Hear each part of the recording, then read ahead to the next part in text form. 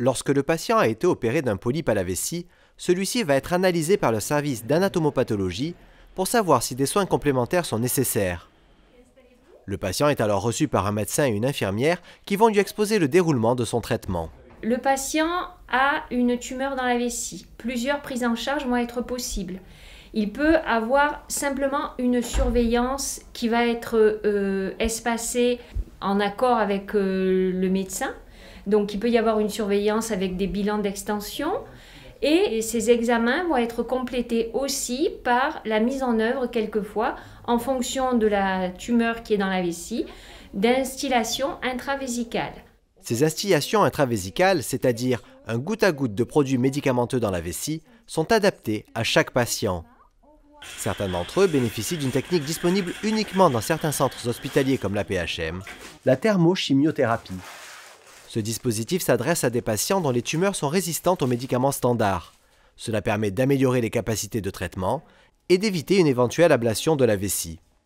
L'instillation intravésicale consiste à introduire dans la vessie, à l'aide d'une petite sonde très fine, un produit médicamenteux.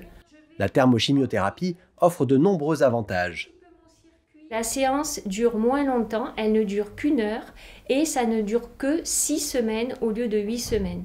Ce qui fait que le patient peut mieux vivre son traitement parce qu'il est un petit peu moins lourd à supporter. Là, le circuit est en train de tourner et elle monte en température. Là, actuellement, elle est à 25 et elle doit monter à 43.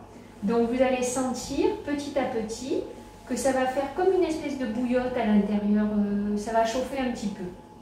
Il n'y a pratiquement pas d'effets secondaires ressentis au cours de ces instillations. Elles sont assez bien vécues par les patients. Tout au long du parcours du patient, des examens sont pratiqués pour déceler de possibles récidives et les prendre en charge le plus rapidement possible. Le principal examen consiste à explorer la vessie à l'aide d'un endoscope urinaire, appelé cystoscope. Donc la cystoscopie, ça consiste à regarder avec une caméra l'intérieur de la vessie. Cette caméra, c'est une caméra souple, flexible, qui est introduite par l'urètre. Donc l'examen est fait en conditions stériles, en conditions d'asepsie. Les patients sont allongés sur une table d'examen. On fait une petite toilette locale, un champ propre, un champ stérile, des gants propres pour faire ça en conditions d'asepsie stricte. Et donc avec cet examen qui est assez rapide, qui dure en général moins de 30 secondes, on introduit la caméra pour voir par l'intérieur l'aspect de la muqueuse de la vessie.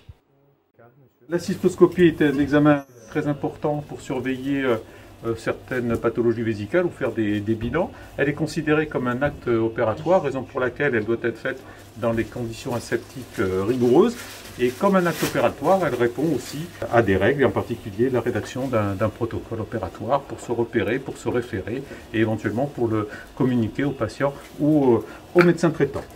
Grâce à ces outils et à ces techniques innovantes, les patients pris en charge pour les cancers de vessie à la PHM bénéficient des soins les plus adaptés à leur pathologie et profitent d'une surveillance préventive efficace.